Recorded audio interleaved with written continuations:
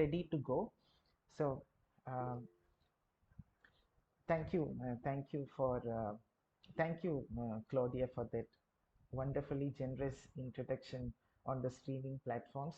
Greetings, welcome, good evening, good morning, good afternoon to all the wonderful people attending this session across the globe through the streaming platforms, Facebook Live, YouTube, and here in India on Google Meet. It is such an honor and a great privilege to be here. Special thanks to the organizers for giving me this opportunity, and a special thanks to people who have turned their videos on. I hope you will keep your videos on right through the session so that I can see you as we talk. So, before I commence this lecture, let us, for a parting minute or two, dwell on the relevance of this day, Clean Air for Blue Skies Day, as well as the UNEP, the United Nations Environment Program. Friends, Clean Air for Blue Skies Day reminds us that the sky above us is not merely an expanse of atmosphere, but a living scripture, maybe a silent teacher. From the hymns of King Solomon in the biblical Song of Songs, where the skies are imagined as deeply personal and intimate spaces where love and longing are inscribed, to Kalidasa's glowing skies in Meghaduta, where the clouds carry messages of longing and hope. Human imagination has almost always seen the heavens, the skies, as both intimate and infinite. Rabindranath Tagore wrote of the blue of the sky as the dwelling of freedom and the symbol of eternity. So to breathe clean air then is to enter into a deep covenant, a sacred agreement with life, with nature, a covenant that unites body, spirit, and earth in a single rhythm. And when the skies turn grey with pollution, we lose not only health but also poetry, not only clarity of lungs but also clarity of vision. It was the United Nations Environment Program, UNEP, that raised its voice. I mean, it started in 2019, this commemoration of this day. So the UNEP raised its voice to remind us that clean air is not a luxury, but the most elemental of rights, shared by the farmer in the field, the child at play, or the pilgrim on his path. The sky is our common roof, the common roof of humanity, the eternal witness of everything that we do, good and bad, lovely and naughty things. Let us then on this day resolve to inscribe on this vast blue manuscript called the sky not the stains of neglect and hatred, but the signatures of love and care. In other words, to keep the skies clear, blue, is to preserve the lyric of existence itself. Because in every breath of clean air resounds a timeless truth that we belong not only to the earth beneath us, but also to the heavens above us. We belong not only to what is below, we belong also to what is above.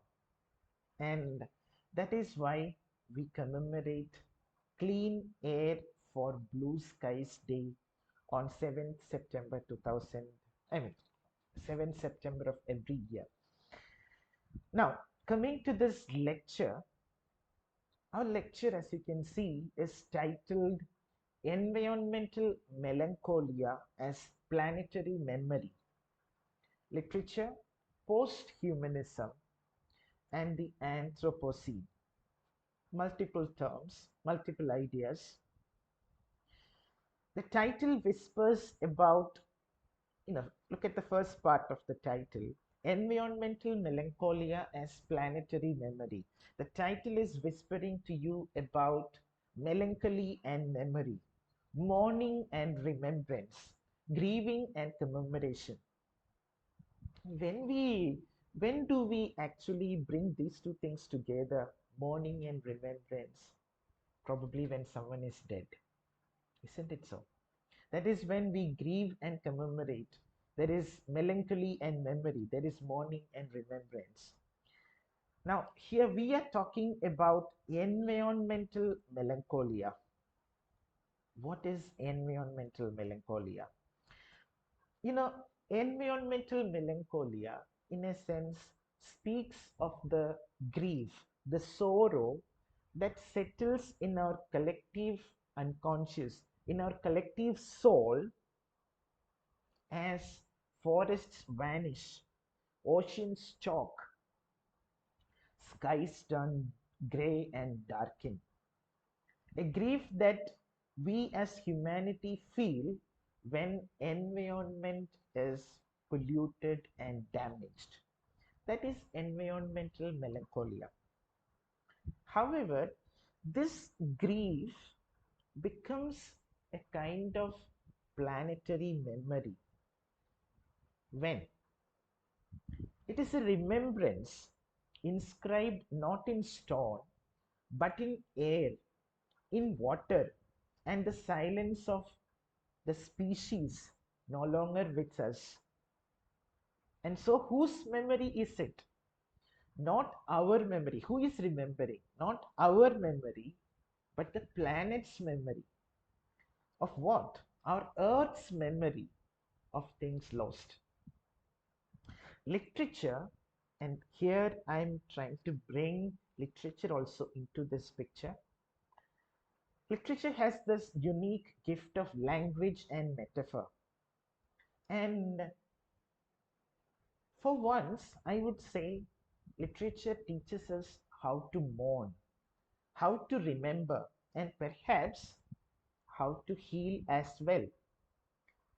Posthumanism asks us to look beyond the human, to see agency in rivers, in forests, and even in the breadth of the earth itself. And the Anthropocene, another term in the title. The Anthropocene reminds us that we are both authors of this crisis and custodians of its memory. So, this lecture is a call to grieve, to remember, and to resist forgetting in an age of ecological amnesia. I hope I'm making sense. Now, coming to the first major concern of our lecture, mourning and remembrance, let me briefly invite your attention to two literary works that bear mourning and remembrance in their very title. Eugene O'Neill's tragedy Mourning Becomes Electra, published in 1931, and Marcel Proust's novel Remembrance of Things Past, published in 1913, 1913. Marcel Proust's Remembrance of Things Past, published in 1913, and O'Neill's Mourning Becomes Electra, published in 1931. So, two literary works that carry mourning and remembrance in their very titles. Mourning becomes Electra and remembrance of things past. Why? Why am I talking about these two works? Mourning becomes Electra. The word becomes does not mean to transform into, as when you say she became the class teacher or he became the king. No, it doesn't mean to transform into something. Mourning becomes Electra doesn't mean mourning or mourning took the shape of Electra. No, that is not what we are trying to say. Rather, it draws on the older meaning where becomes means suits or befits. So mourning suits Electra. Mourning. Mourning. Mourning suits Electra. Now, what is its relevance today? I would say today that mourning becomes not Electra but the earth. Mourning becomes earth. Think of our planet Earth as Electra, a grieving daughter, mother, sister figure who holds on to grief as a form of agency as well as memory. Like Electra, Earth is both witness and victim. Electra is a witness as well as victim of what?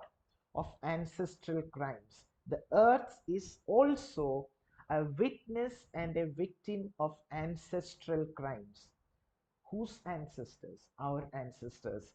The crimes of modernity, the crimes of colonialism, the crimes of industrialization, the crimes of extractive, exploitative capitalism. And Electra, Earth, mourns not only her violated body. Where did we violate the earth? When the forests were felled, when the rivers were poisoned, when species were erased, we violated the sacred body of the earth. But that is not the only thing that earth mourns. Earth also mourns the loss of cosmic harmony, sacred balance, and intergenerational responsibility. It is not just responsibility that we have. It is a responsibility to the future, a responsibility that has been handed down to us in a pathetic form by our ancestors. And most likely, we will hand it down to our progeny in a far worse form, intergenerational responsibility. And look at it in look at mourning becomes Electra. In mourning becomes Electra, mourning plays three clear roles. One, mourning becomes a performative mode of existence. I'm sure the academic people here are familiar with the idea of performativity. In Mourning Becomes Electra, characters do not merely grieve passively. No, they enact mourning, they live mourning through speech, through ritual, through revenge, through obsession. And how do we perform this mourning, albeit in very poor ways? Climate summits, rituals of apology, carbon pledges. Think of what we do and how much honesty is there in whatever we are doing, including the commemoration of days like this. How much honesty and how much sincerity do we attach to any of these? So, crocodile tears are shed. Papers are written in Scopus and Web of Science journals and published. Nothing else happens. It is performative. These can be seen as performative mournings by humanity, much like Electra's mourning, Electra's rituals at her father's grave. Secondly, mourning plays a second role as a cyclical mode of existence. How? In Eugene O'Neill, the heroine, the character, the titular character is Lavinia. And towards the end of the play, we find the protagonist shutting herself into the confines of her own house. She is self imprisoning herself, destined to live in self imposed mourning. She is mourning, but it is self imposed. Mourning here is not a healing process, it is a doom loop. She wakes up, mourns, cries, sleeps, wakes up, mourns, cries, sleeps.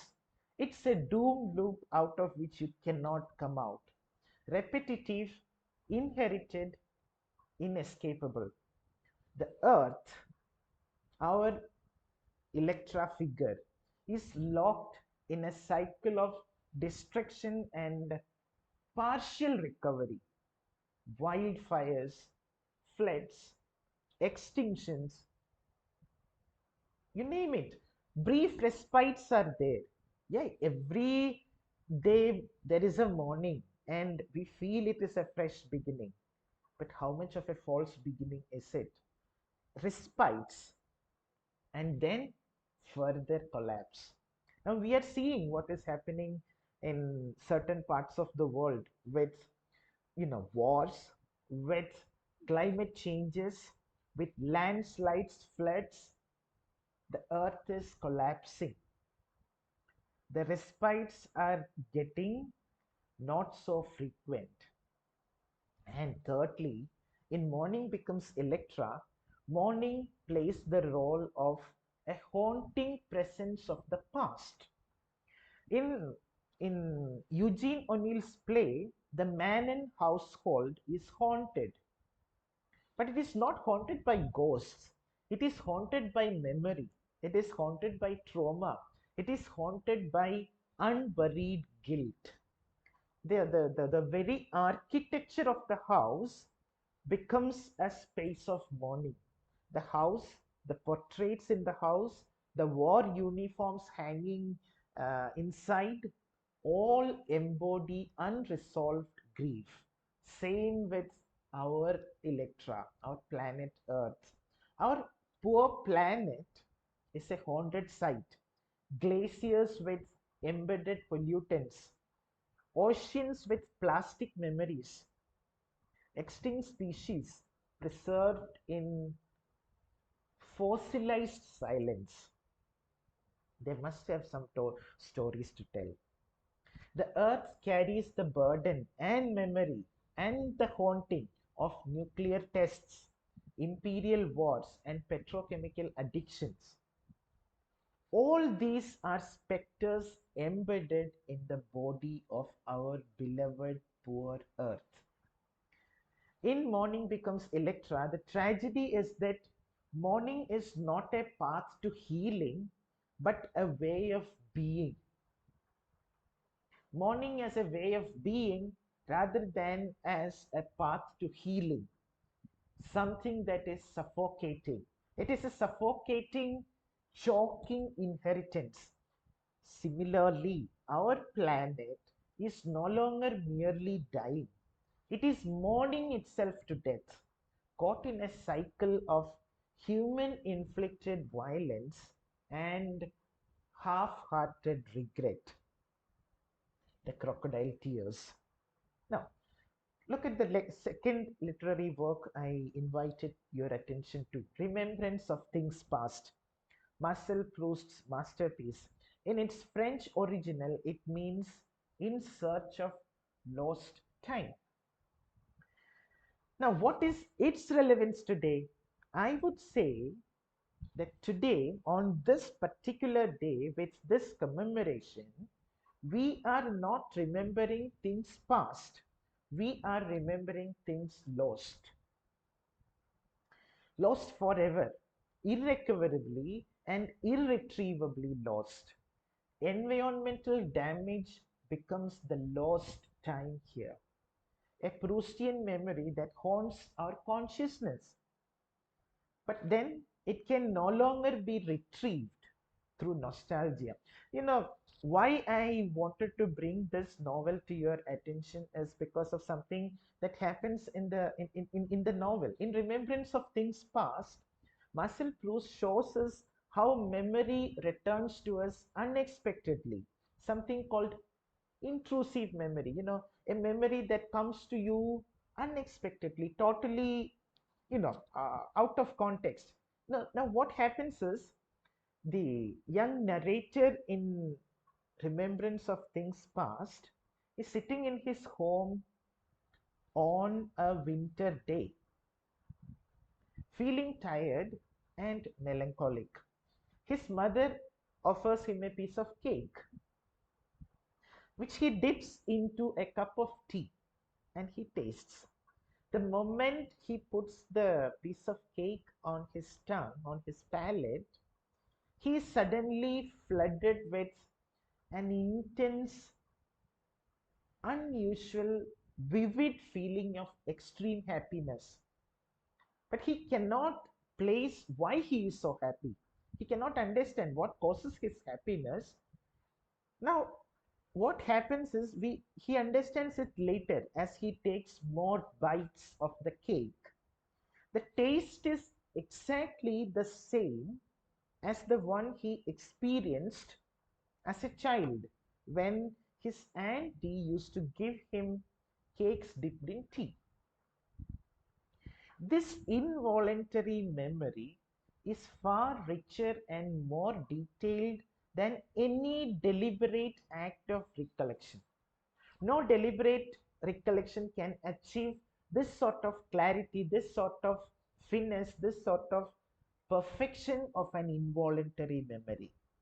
However, think of the parallel. In the Anthropocene that we live in, what we have lost, remembrance of things lost, not remembrance of things past. What we have lost cannot be brought back so easily. No involuntary memory is going to bring back what we have lost. And what have we lost? The forests, the glaciers, the rivers, the species, things that we have destroyed which cannot be revived in memory.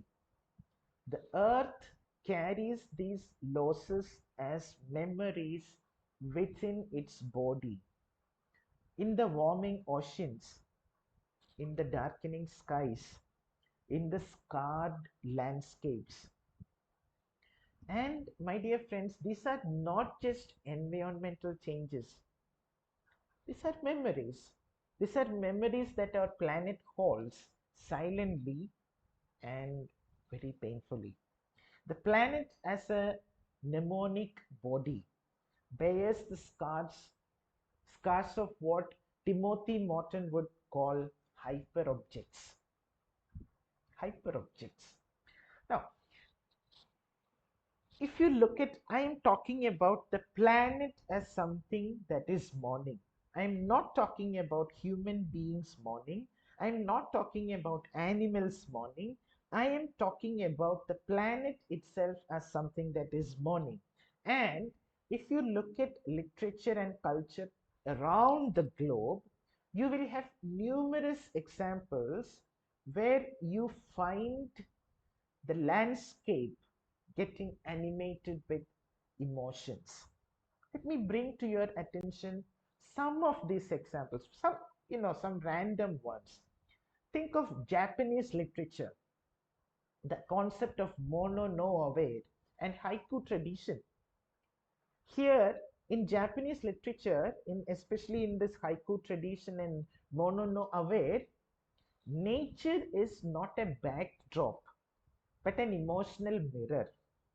Mirror of what? Think of cherry blossoms. They call it the sakura. The cherry blossoms embody the bittersweet awareness of impermanence. Impermanence. We know what it is. The Romantic poets reminded us frequently about impermanence. Mono no aware. The fragile bloom evokes beauty, longing, and inevitable loss. Think of Basho's haikus. They often capture how the smallest shift in season reflects profound human feeling, the connection between human emotions and the emotions of the planet. I'm bringing more. Yeah, we have an example in the chat box. We have, let me bring to your attention literatures from other parts of the globe. Think of Native American tradition. Here you will find lands, rivers, and mountains as sacred presences, as something divine, with voices and feelings of their own. Many creation stories in Native American traditions have described the earth and the sky as parents, mother, father, and natural features of the planet as kith and kin. Feelings like mourning, remembrance, joy, wisdom are all carried in the winds, in the rivers, in the storms. Think about it. Native American tradition. Come to African oral poetry, African proverbs. Among the Yoruba tribe, for example, landscape is deeply entwined with Ashe, the life force. Rivers like the Oshun are not only water bodies but living goddesses, embodying feelings like love, embodying fertility, embodying sorrow. Oral poems and songs often attribute moods like gentleness, anger, generosity to features of the land and the sky. Africa. Come to classical Chinese poetry, the Tang and Song dynasties.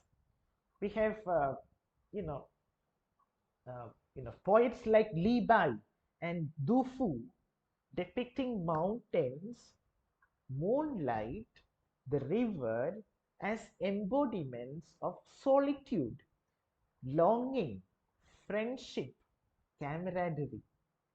The moon often symbolizes shared absence, sorrow. There is this famous quote in Chinese poetry: we look at the same moon though apart. Though we are far apart, we look at the same moon. The landscape becomes an emotional bridge.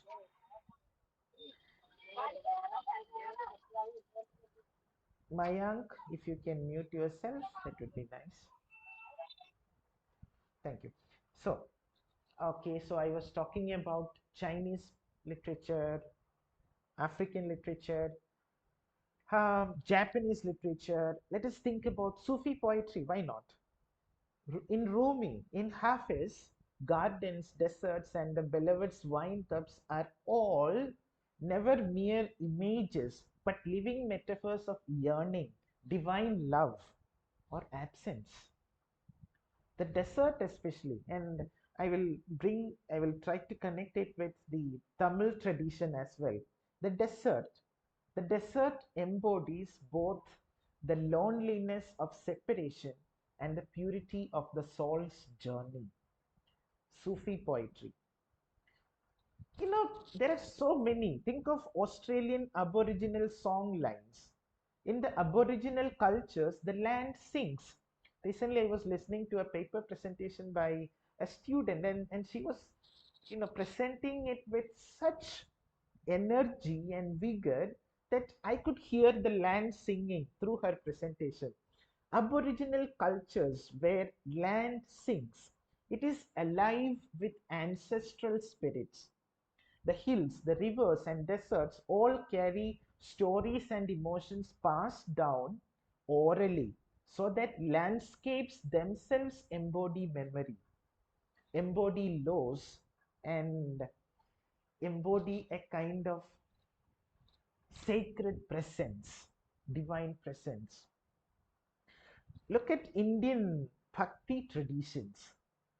Here we have mourning as a sacred act, longing for God, think of Mirabai, love for the divine, and nature are all considered sacred. And this bond between the human and the divine is expressed through lamentations. The planet then can be read as Mother Earth, the Bhumi Devi, Mother Earth. And what is Bhumi Devi doing? She is engaged in a cosmic mourning. Like after the Mahabharata war, the mother's mourning, when she has lost everything.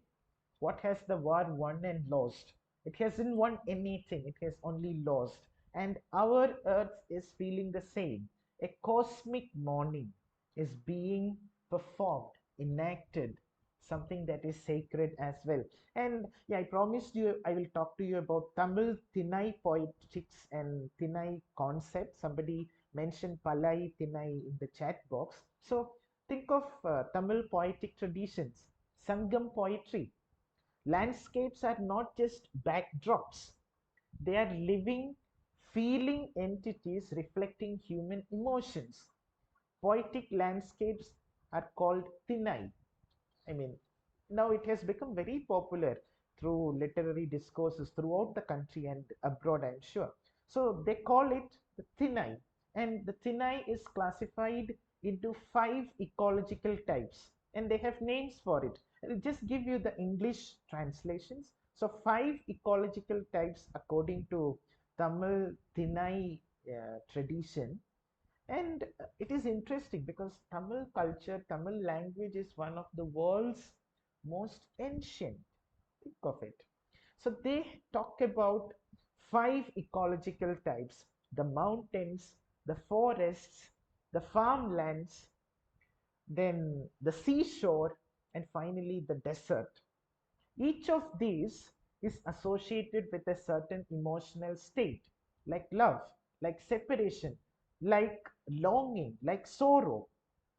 And of particular interest to our discourse today is the Palaitinai. Somebody had mentioned it. Palaitinai.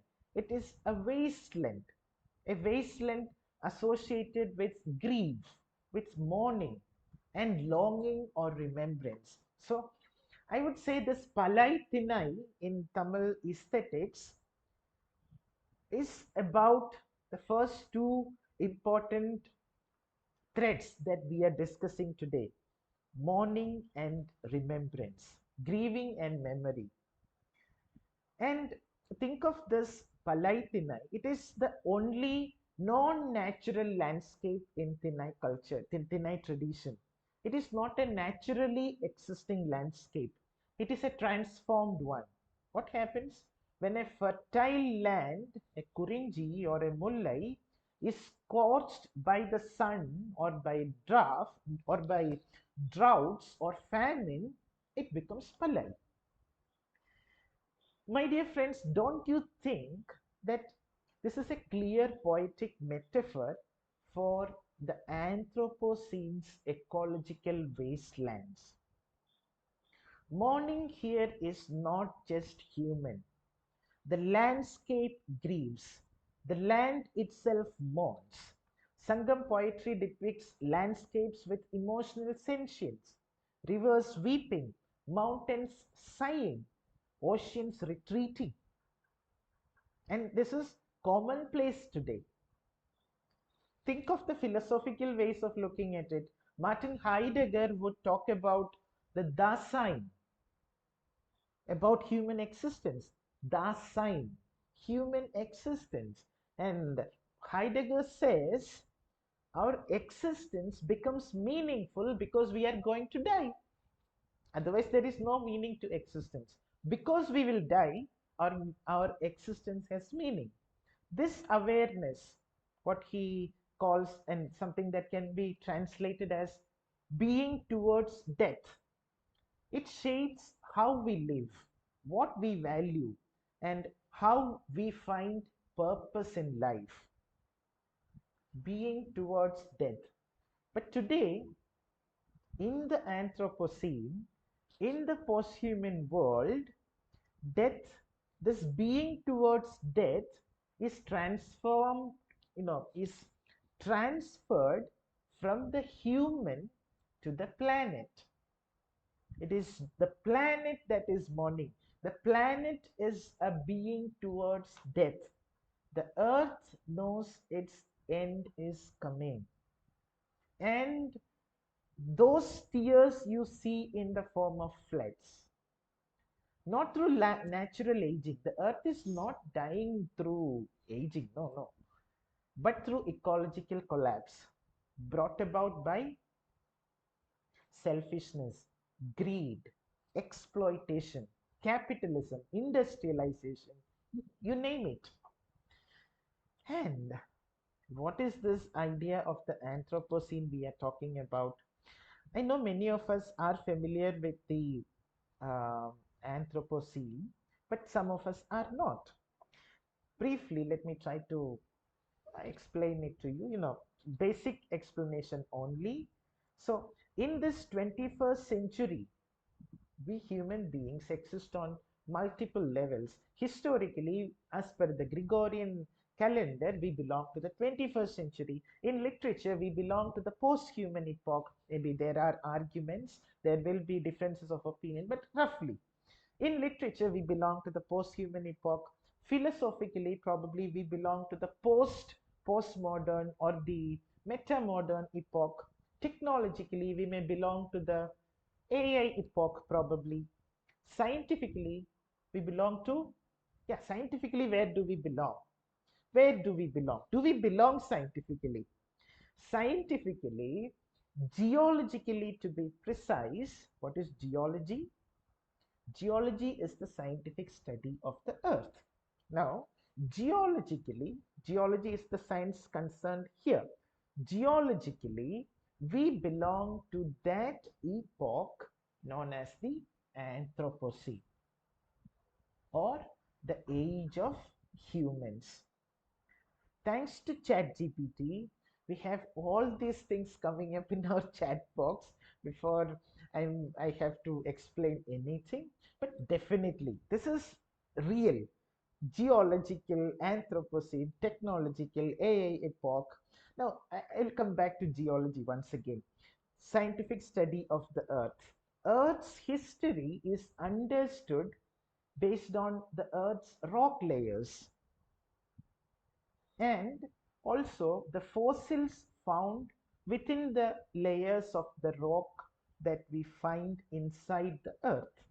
And the scientists, the geologists, examine these fossils, and then, based on their conclusions, they decide which organism characterizes this particular geological period. This is the simple science behind it. So they will examine the rock pieces, and within them they find the fossils. They will examine the fossils, and they will try to find out whose footprints are most evident in these fossils. Footprints, not literally, you understand. And that organism, the footprints of which are most evident in the fossils, is responsible for that epoch geologically. And that is why this is the age of humans. Why? My dear friends, the Anthropocene, thanks to our chat box and AI, it describes the most recent, yeah, carbon dating, exactly, the most recent period in our Earth's history when human activity started to have that much of an impact on the planet's climate and ecosystem, that its impact is being found on layers of the rock and the fossils inside the rocks. This is the idea of the Anthropocene, and this idea was coined and popularized by two people, Eugene Stormer. I guess he won the Nobel Prize. The biologist and the chemist Paul Crutzen. There are stories behind It, of course, you can find it on Wikipedia. You just give the Anthropocene and you will find the interesting story how this term has come into currency. Now, what is more relevant to us is to probably understand when this Anthropocene began. When did it begin? There are different versions to it, of course. Some people believe that the Anthropocene began with the Industrial Revolution of the 1800s. Some believe that it started in the 1940s, maybe 1945, when the first atomic bomb was tested and properly tested in real life, dropped on Hiroshima and Nagasaki. The little boy, the resulting radioactive particles were detected in soil samples all over the globe. We are leaving footprints. What footprints? Very beautiful footprints. Radioactive footprints, very dangerous footprints. That is what we are leaving. Even the dinosaurs could not do anything even remotely close to what we have done. Initially, no, let us think about us, the arts people, the science people. What are we? Initially, Anthropocene was a term used by scientists, but these days it has become commonplace in academia, especially in arts and humanities. A term from science has not just been borrowed but has been hijacked into arts and humanities, so much so that you use the engram and things like that, and you will find that Anthropocene occurs more frequently in research papers written by arts and humanities people than in research papers written by people from the sciences. Even the geologists are none compared to the arts, literature people. Basically, we got the term and we are reaping the rewards. We are making the most of it, and that is why we have the term Anthropocene in our lecture today as well, because I am nobody else. I am from arts and humanities. I am using it, and this is a common term in many of my titles these days for lectures. With the Anthropocene, my dear friends, science has entered literary study as it has never before. Not when the modernists wrote, not when Northrop Frye tried to make literature scientific with his archetypal criticism. Even during the times of I.A. Richards, even during practical criticism, even during new criticism, literature wasn't so scientific. But today science has entered literary studies so much that you cannot distinguish between what is literature and what is science, or what is literary in literature, because the literary has been overtaken and overshadowed by the scientific. It is not anything bad. So what is this Anthropocene doing in this lecture? My dear friends, this is something very important. I want you to understand this. What I am trying to impress upon you is that mourning is not the exclusive property of human beings. It is not something, mourning, the idea of grieving, is not just something we human beings feel in response to environmental damage. No, it is something the planet itself enacts and experiences. I'll tell you in a moment why I am stressing this idea. This may sound metaphorical, I mean, pathetic fallacy. No, I would say what I'm trying to say is deeply post-humanist in orientation. To speak of the earth's mourning is to recognize the earth not as a silent background, a silent backdrop against which human dramas unfold. In M.H. Abrams, that classical triangle of literature. You had the reader, you had the author, you had the text, and you had the world. It is the background on which the literary drama, the human drama unfolds. But that is not the case. That is no longer the case. Earth is not a silent backdrop against which all our nonsense will unfold and unravel.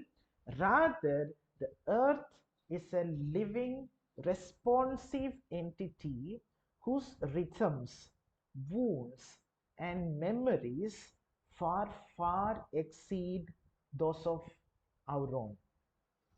Earth's rhythms, Earth's wounds, and Earth's hauntings are far greater than whatever we human beings experience.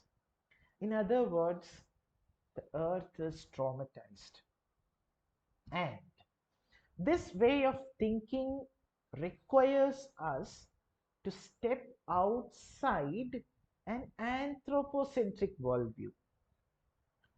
I was talking till now about Anthropocene. Don't confuse the Anthropocene with anthropocentric. What is the anthropocentric? Anthropocentric is a way, a perspective where man is placed at the center. Anthropo, man, human. Centric, anthropocentrism, human centeredness. So man is placed at the center. Nature becomes a passive resource then, and the environment is imagined merely as a backdrop, or as you can say, as scenery. So, but what I'm trying to distinguish between is the difference between the Anthropocene and anthropocentric. And in the Anthropocene, a time, exactly, sir, you are spot on. We now have posthumanism. That is why, Dr. Amit, thank you. But in the Anthropocene, a time when human actions have altered geological and climatic processes, this very distinction collapses. What distinction? The distinction between man and the non-human collapses. That binary breaks down. Here, man is not the master. Ironically, in the Anthropocene, as against anthropocentrism, in the Anthropocene, man is just one among the many victims of his own madness. Not the master, but the victim of his own madness. And when we recognize that, if you listening to me agree with me that man is the victim of his own madness, that he is not the master, we are stepping outside an anthropocentric worldview. As Dr. Amit correctly pointed out, to recognize this is to decenter the human subject. The moment we recognize this, we are decentering the human subject. We are acknowledging that humanity does not deserve to sit at the throne of creation. Man is not just the non-crown of creation, he is the pathetic victim of his own creation. In other words, what I am bringing you towards is the idea that this lecture itself is post-humanist. This lecture is a nod and a tribute to post-humanism. I hope you are with me. I hope you are getting what I am telling you. We have stepped outside anthropocentrism. When we say the earth is the mourning subject, we are talking about post-human, where man is not the subject, but other subjects emerge. And that is why this lecture wants to be post-humanist in its perspective. Let me put it in some other way. If somebody is in with me, if you have a doubt, please ask. What I am telling, I hope I'm clear. Still, let me try. See, what I'm trying to tell you is mourning is not ours alone. The planet Earth itself mourns.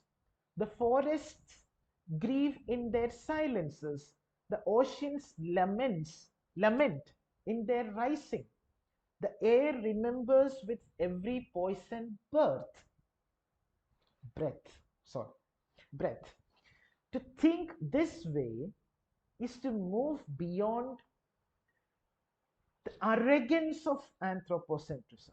Anthropocentrism is a violence and an arrogance, and we need to move beyond it. And when we start thinking of the forest breathing, the rivers crying, we have moved beyond the arrogance of anthropocentrism. The anthropocentrism where man imagined himself to be the center of everything. But now we are not in anthropocentrism, we are in the Anthropocene. And in the Anthropocene, we see the bitter irony where man is not master but the victim, one among many caught in the wreckage of man's own making. It's a script written by man, that is true. The script is written by man, and he himself is caught in that script. Here what we encounter, what we embrace is posthumanism. That is why I am telling you, we encounter and embrace posthumanism in all its might and glory when we think through this perspective. Think of posthumanist thinkers like Donna Haraway or Rosie Braidotti. They would, if they are here, they would encourage us to talk more about this shift from anthropocentrism to the Anthropocene, where man has become, from the center, man has been moved to not just the margin but to the victim position, from subject to object. Donna Haraway urges us to think in terms of entanglements, kinships, co-becomings, where humans are not above or outside, but within the web of life. You can find Rosie Braidotti's books and lectures.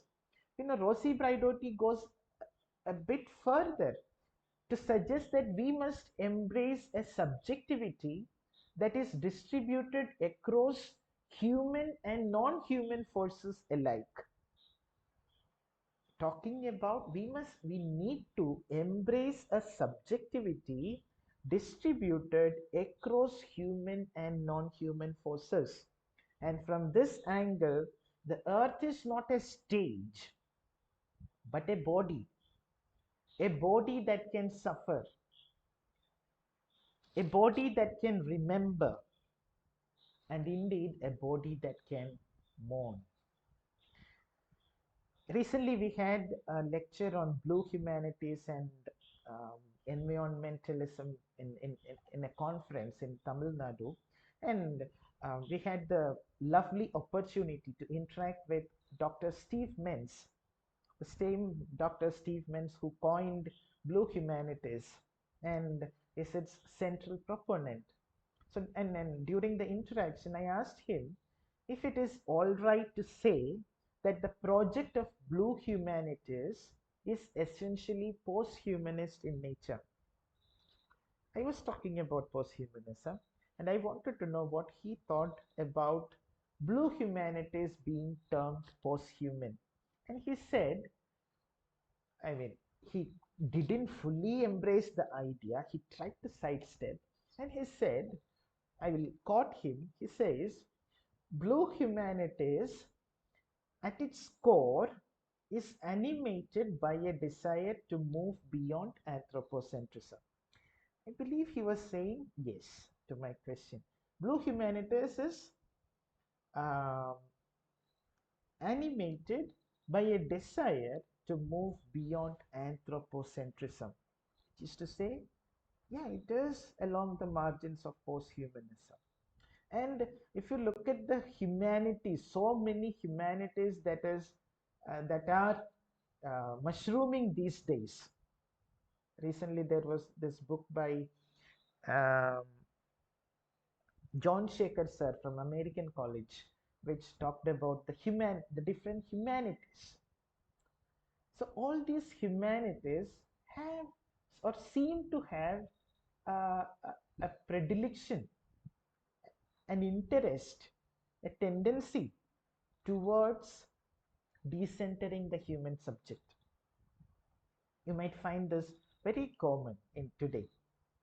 And this idea of and moving beyond anthropocentrism, I had referred to Thomas Morton's idea of hyperobjects earlier. I mean, not Thomas, Timothy Morton's idea. He also speaks about dark ecology. Yeah, there are multiple people who speak about dark ecology. Timothy Morton's idea of dark ecology is interesting. Dark ecology asks us to sit with the discomfort of knowing that we are inseparably bound up with the very systems we are destroying. We are living and we are part and parcel of the very systems that we are destroying. We are not innocent onlookers. We are not simply looking at something and grieving a distant catastrophe.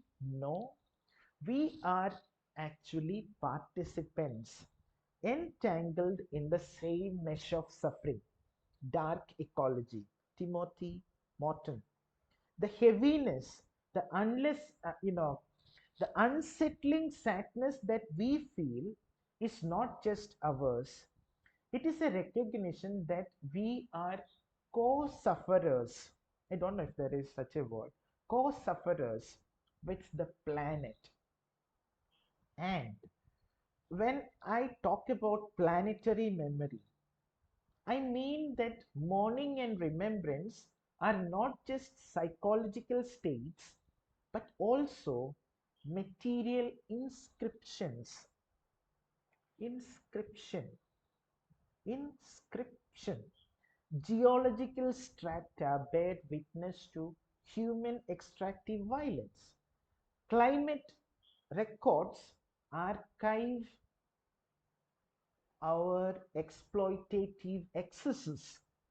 Biodiversity loss testifies to the silencing of voices, voices we will probably never hear again.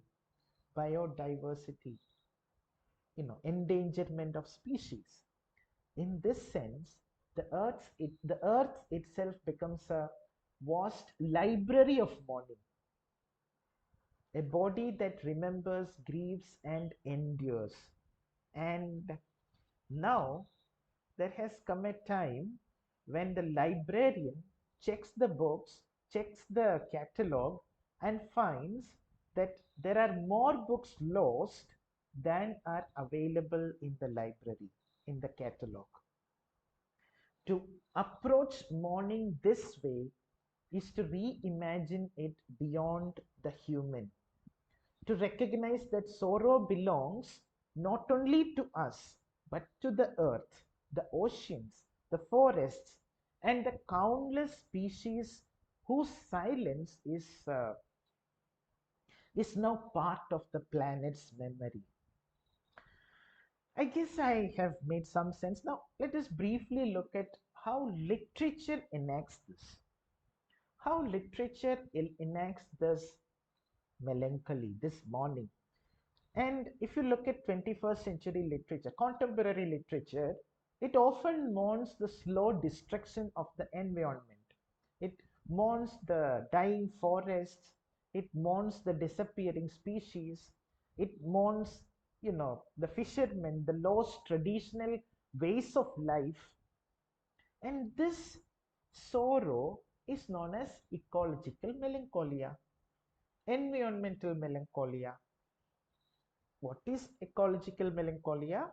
A deep, lingering grief that cannot be easily resolved. And that is why I want to connect it with trauma, the earth's trauma. Ecological melancholia is difficult to resolve. Writers express this sadness in literary works, and invite we, the readers, to reflect, to remember, to care, to mourn, and to theorize as well. And that is where I would invite your attention to Sigmund Freud. No lecture without Freud, especially when we are talking about melancholy. How, but I'm not centering Freud. I want to tell you how Freud became redundant. Yeah, Freud is the father of psychoanalysis, and in his 1917 essay titled Mourning and Melancholia, Sigmund Freud made a clear distinction between the idea of mourning and the idea of melancholia. So, what is mourning? Mourning happens when somebody grieves a loss. So, first, there are these three steps according to Freud. In mourning, there are three steps. First, you have a loss and you grieve the loss. Secondly, you gradually accept it. And thirdly, and eventually, you move on. This is mourning. Grieving a loss, accepting it slowly, and eventually moving on. This is mourning. Whereas melancholia, according to Freud, is when a person becomes stuck in grief. You are stuck. There is no moving on. Instead of letting go, as Emily Dickinson says, first fear, then stupor, then the letting go. There is no letting go here. Instead of letting go, the person internalizes the loss, often blaming themselves and feeling empty. And this is another reason where you can see the connection between melancholia and trauma. Blaming themselves, feeling empty. Yeah, like Hamlet. Exactly, man. Like Hamlet, Dr. Lakshmi. Thank you. But then Freud committed a mistake. What is the mistake? Anybody? Freud made a mistake. Freud imagined that the lost object, the beloved, is always a person, isn't it? When you lose something, somebody, it is not something. For Freud, it was always somebody, always a person, like a lover or a parent or a child. Freud also imagined, again another mistake, that the mourner is a human. The mourner and the mourned, in Freud's concept, is human. In other words, Sigmund Freud committed the error of anthropocentrism. And we cannot blame Freud, come on. He never thought we might come to a stage where we might mourn a forest, we might mourn a river or an extinct bird. Yeah, we might mourn a nightingale that has flown away, but he must have never thought we will be mourning an extinct bird. I will explain it a little bit. Think of an example. You have your mother's house, not your grandmother's house, not Kamala Das's grandmother's house, but your mother's house, the place where you spent your childhood. Now, your parents, they have decided, or siblings, they have decided to um, renovate the house. They decide that, okay, let us demolish the house. It is old, too old, 100 years old. Let us demolish it and build a new house. You will feel a deep, silent sorrow, without a doubt. You enter that house, you enter the new house that is constructed on that same foundation, and you will find so many things missing. You can't just move on or feel the same love for the new house, can you? Cannot. Though it has modern technology, though it has far, far better facilities, the felling of the banyan tree, yes, sir. Though we have everything modern and postmodern about it, we don't feel the same love for that new house. The earlier home, emotional belongingness, exactly, it is beyond measure. memory. The earlier home, and here you might even call it a home, and the present one is an architectural edifice, maybe an architectural marvel also, but it is not a home because it doesn't have the memories that the other house had. It doesn't have the smells that the older house had, even the bad smells and the sounds and the ancestral voices. Everything is gone forever. So, I hope you are with me. So, literary critics argue that Sigmund Freud's theory doesn't work when it comes to environmental loss and environmental grief. Think of the extinction of a species. There is no replacement for what is lost. You cannot replace one species with another, and hence the grief lingers. It never gets resolved. And this is ecological melancholia for me. I hope you are with me. This is ecological melancholia because you are stuck. Certain things cannot be replaced. A new house will never replace the old one. It is another house, but it is not a substitute. No. And hence, and hence, I will take you to another, dangerous person. Because Freud is outdated, we need Jacques Derrida with his specters and the non-human laws. Derrida spoke about specters. What are specters?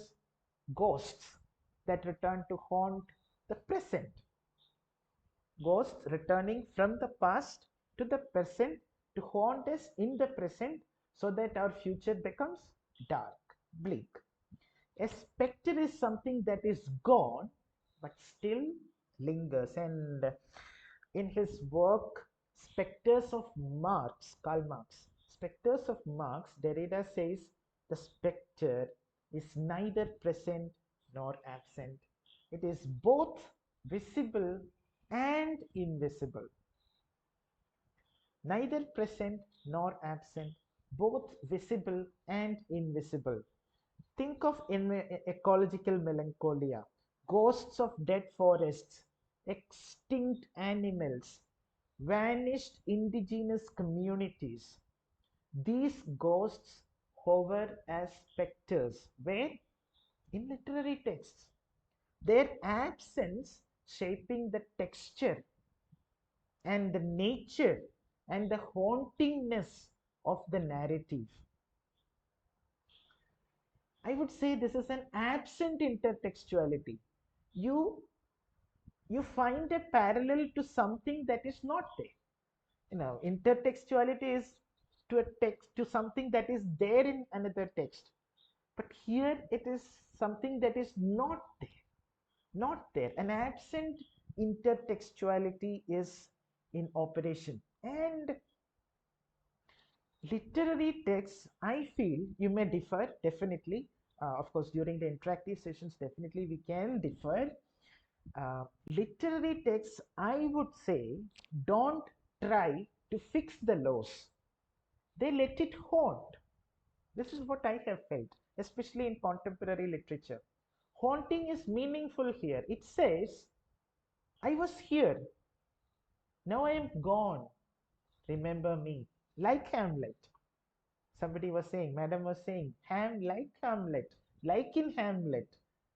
You know, what does Father Hamlet say? Remember me. And what does son Hamlet say to his beloved friend Horatio? Tell my story. Live to tell my story.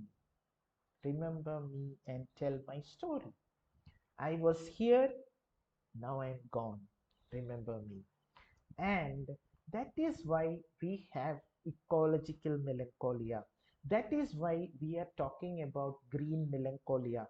And who's who started talking about this? I will bring to your attention just one person, Rennie Lertzman, RENEE, Rennie, LERTZMAN, Rennie Lertzman.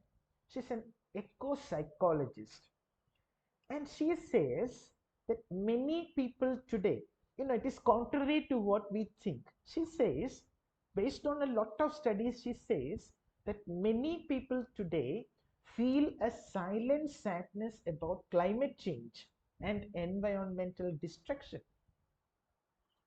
And she continues, however, they often feel ashamed, helpless. I'm not quoting, I'm just giving you the nutshell of what she is saying. So she says people today feel very sad about climate change and environment destruction, but then they feel very ashamed and helpless and afraid to talk about it publicly. And to quote her, she says, people care deeply about the environment, but they don't know how to express their grief or what to do with it. I don't know whether everyone agrees with it, because we generally think people don't care about the environment. But Lurtzman, based on her studies, observes that people do care deeply about the environment, but they don't know how to express that grief or what to do with that grief. And that is why, because we have ideas like this, we have terms in eco psychology like ecological grief, eco anxiety, solastalgia, about you know these these words try to describe this sorrow. Literary texts often echo these emotional responses to environmental losses, embodying a green melancholia or existential sorrow that cannot be resolved, like trauma, cannot be resolved, cannot be articulated. Trauma is, by definition, something that cannot be defined or articulated. Same with this idea of ecological melancholia, something difficult to describe, something that can only be embodied, cannot be resolved. And how do we now? We have been talking about, I guess we have 15 minutes more and I will wind up. So before we wind up, finally, as a final step in this lecture, let me tell you a little bit about how this green melancholia or ecological melancholia gets applied in literary text. Yes, sir, emotional paradox, absolutely. Uh, so what is the application? Now, I will use a simple example that I use with students. Yes, the term ecological melancholia is modern, but Romantic poets anticipated it emotionally and imaginatively. This is not a statement, this is an argument. I'm saying, I'm proposing that Romantic poets anticipated ecological melancholia emotionally and imaginatively, though they did not know anything about it. So, based on this condition, this hypothesis, let us try to read pre-eco-critical mourning in Romanticism, in Romantic poetry. This is how I will wind up this lecture. So, come to Samuel Taylor Coleridge, and only the poems that we are familiar with, no tough poems, nothing. Samuel Taylor Coleridge, take the poem Dejection and Ode, written in 1802, and he begins the poem Dejection and Ode. Think of it. Coleridge will only talk about dejection. He will never talk about happiness and ode, right? So Coleridge says, a grief without a pang, void, dark and drear, a shift, a stifled, drowsy, unimpassioned grief. No, isn't it very similar to the definition of ecological melancholy? Think of it. What is he saying? A grief without a pang, void, dark and drear, a stifled, something that cannot be resolved, cannot be articulated, a stifled, drowsy, unimpassioned grief which finds no natural outlet, no relief in word or sigh or tear. No natural outlet, no vent, no relief, either in words or in sighs or in tears. And then he, you know, the despair overcomes him and he says, I see them all so excellently fair. I see, not feel, how beautiful they are. What is this? A poignant, reflection and recognition of psychic and ecological disconnection, leading to dejection. And this aligns with Rene Lertzman's idea of feeling emotionally paralyzed in the face of environmental loss.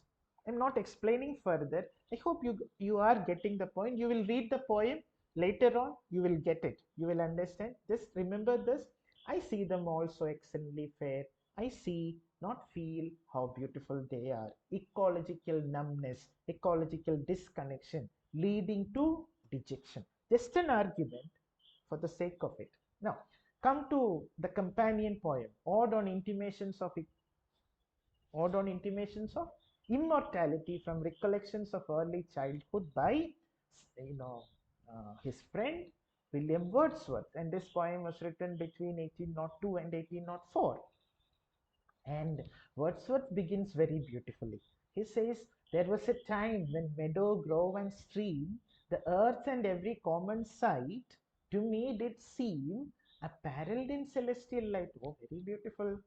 But now that light is gone.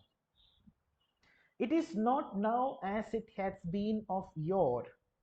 Turn wheresoever I may, by night or day, the things which I have seen, I now can see no more.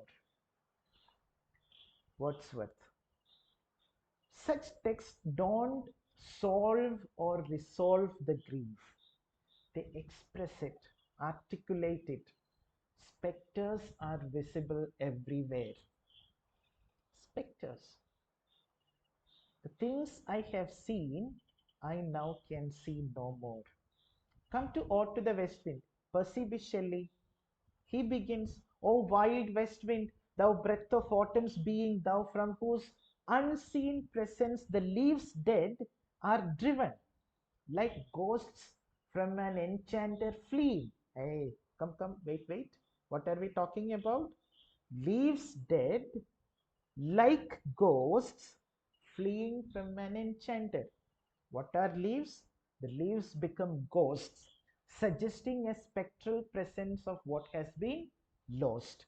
The poem, I would say, if you, reflect on it further and if you explain further, you can say the poem embodies ecological melancholia as it recognizes both the beauty and transience of nature.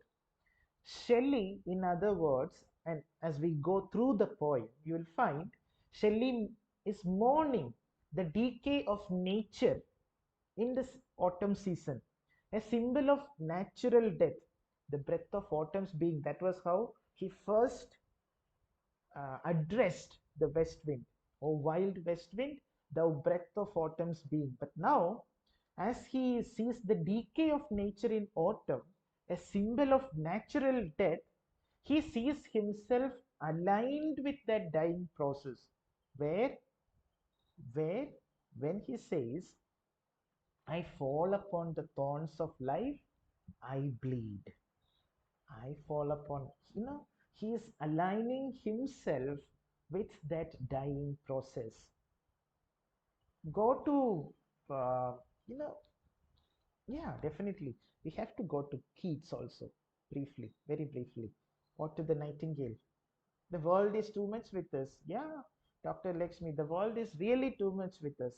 By listening to the lecture, she feels the world is too much with us. Arey, ma'am, I can understand your grief. The world is too much with us. Wordsworth would agree. Yeah. Yeah. So what does Keats say? 1819, the Annus Mirabilis of Romanticism. He says, speaks about the nightingale. He says, thou wast not born for death, immortal bird. No hungry generations tread thee. Oh, he is very courageous and he calls the bird immortal. Keats contrasts the, eternal, unlimited song of the nightingale with the transience of human life. We have studied this, we have written it in our essays, yet there is a deeper sorrow. What is the deeper sorrow here? He's just also asking, when he says you are an immortal bird, there is an undertone of a sorrow. Is the bird really eternal? Is the bird really immortal? Keats is actually mourning the fragility of this illusion. The nightingale may seem timeless, but the poet knows it is an imagined escape. And that is why he longs for union with the bird, but is doomed to, fall back into a fading world where both man and nature are perishable. So where do we find ecological melancholia? Here in this poem, you can find ecological melancholia very beautifully and very tragically embodied in the last stanza, which embodies the tension between the eternal and the ephemeral, between idealized nature and its impending loss. What is it? Fancy cannot cheat, adieu. Fancy cannot cheat so well as she is famed to do. Deceiving elf, adieu, adieu, thy plaintive anthem fades past the near meadows, over the still stream, up the hillside, and now it is buried deep in the next valley glades. Was it a vision or a waking dream? Fled is that music. Do I wake or sleep? Ideally, I would end this lecture here because this is ecological melancholia, my dear friends. But then, as the organizers told, we should end with a note of hope, not with a not on a note of loss. And that is where I would talk to you about colors a little bit. We are talking about what is this day? Clean air for blue sky day. Blue. And if you look at the planet, it is a it is a palette. It is a palette. We are talking about green as well. Right through this lecture, though we talked about the blue sky, the green of the planet was in the background. We we were drowning in blue, but we didn't see the green that we were breathing. Or we know it, but we don't speak it, that we breathe green. And so literature, I would say, whatever these poems talk, you can find something. Literature becomes a laboratory of new colors. And I would talk about a new color to conclude this lecture. Let me propose a new color to you. A new mode of seeing, a new mode of feeling and relating. And people are very interested in certificates, but the organizers had informed that there will be no certificates. And I can understand your quest for certificates, but there will be no certificates. I hope we will find a sudden landslide of people leaving the lecture, but doesn't matter. But that was there in the brochure, I guess. Anyway, so yeah, I was talking to you about literature being a laboratory of new colors. And let me introduce to you a new color that is not there in Vigio, or that is very much there in everything we do, but we haven't seen. So it's introduced by a poet friend of mine. And for respect for the poet's anonymity, I will just not name the poet, but the poet's vision for the future is something I would want to bring to your attention. The poet wants to talk about a place where green earth and blue sky become one in a new way. I will read that poem for you, and that is where I will conclude my lecture. This is the poem, a sonnet, 14 lines, a simple poem by one among us attending this lecture. So, this is the poem. Once, once I saw a world of blue, a lazy sea, where abundance was all I could see. On another shore, I saw a vibrant scene, a blissful garden, lush green and serene. They gifted men food, shelter, and skin, and loved them like their own very kin. With time, sadness there learned to bloom. Life nor love could ever find any room. They fought the flames and saved the birds. The losses were huge, nameless beyond words. And now they wear a color of their own, a shade the world has never fully known, a deeper truth where both their spirits fuse, a steady, gentle, all encompassing grew, grew, green and blue becoming grew. So, this is the laboratory of a new color where green and blue, a deeper truth, fuse in spirit, and a steady, gentle, all encompassing grew is born. So that's where I conclude my lecture. Thank you all for your very kind listening, people.